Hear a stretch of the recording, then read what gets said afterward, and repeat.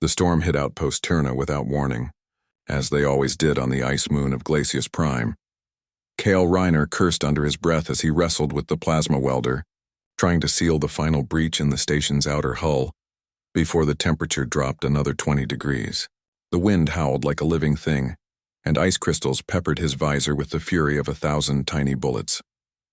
Cale was the only mechanic stationed at this forsaken rock, 3 light years from the nearest inhabited system. Most humans thought he was crazy for taking the posting, but Cale preferred the solitude, just him, his tools, and the endless repairs that kept the mining operation running.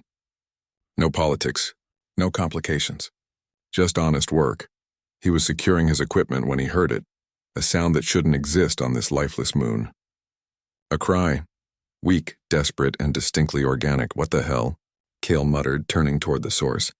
Through the swirling white chaos, he could barely make out a dark crevasse in the ice, about 50 meters from the station's perimeter. Every instinct told him to return to safety. The storm was intensifying, and he had maybe 10 minutes before his suit's heating system would be overwhelmed. But that sound, it reminded him of something vulnerable, something fighting to survive. Cale Reiner had always been a sucker for lost causes. He trudged through the knee-deep snow, fighting against wind speeds that threatened to knock him off his feet. When he reached the crevasse, he activated his suit's floodlights and peered down. 2 pairs of crystalline eyes stared back at him. Holy... Cale's words died in his throat.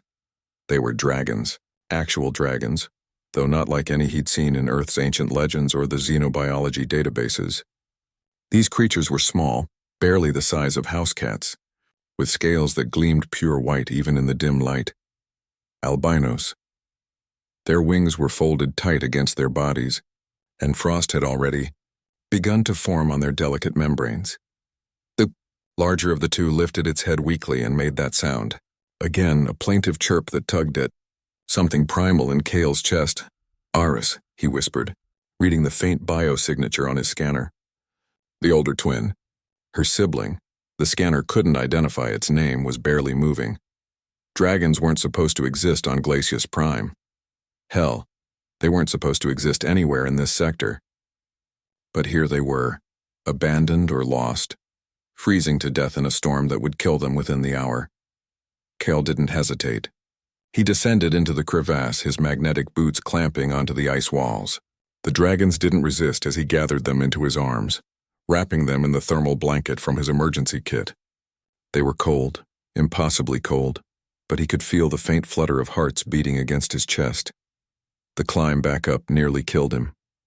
The storm had doubled in intensity, and carrying the extra weight threw off his balance. Twice he almost lost his grip.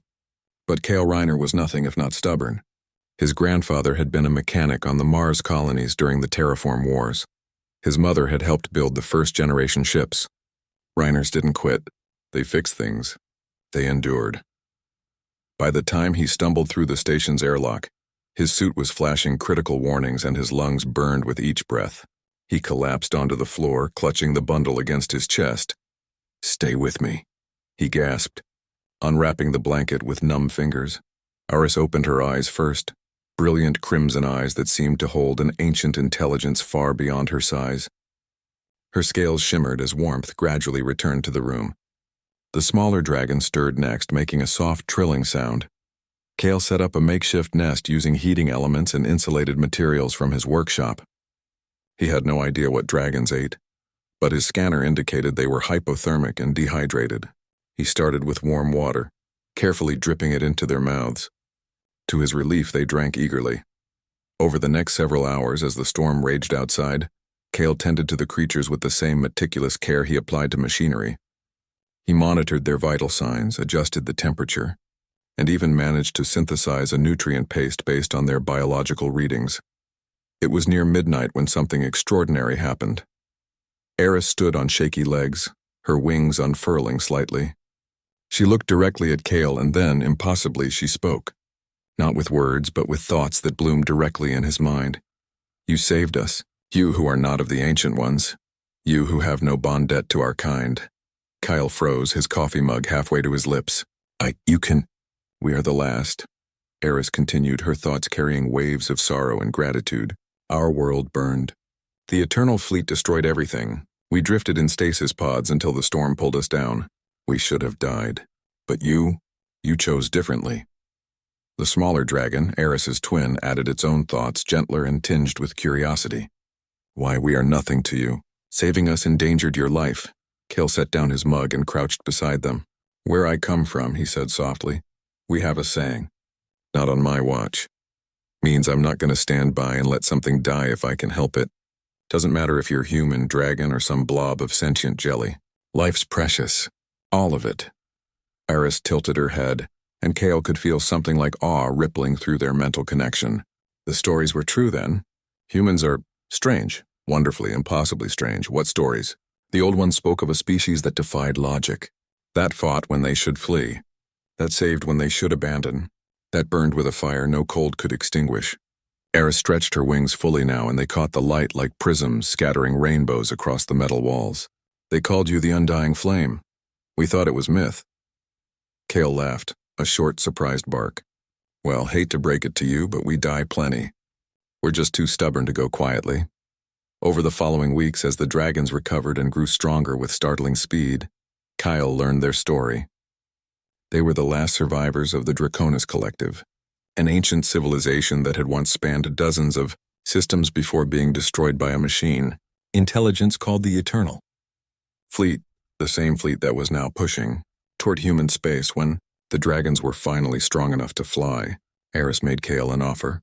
Her kind possessed knowledge, weapons, strategies, technologies that could help humanity stand against the coming storm.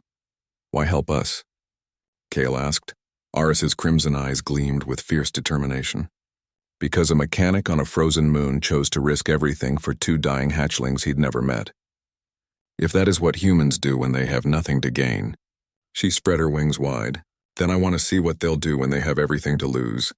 Kale Reiner smiled. He'd come to this ice moon looking for solitude, for simplicity. Instead, he'd found something extraordinary. Not just the last dragons, but the beginning of an alliance that would echo across the stars. Because that's what humans did. They fixed things. They endured. And they never ever left anyone behind. Not on their watch.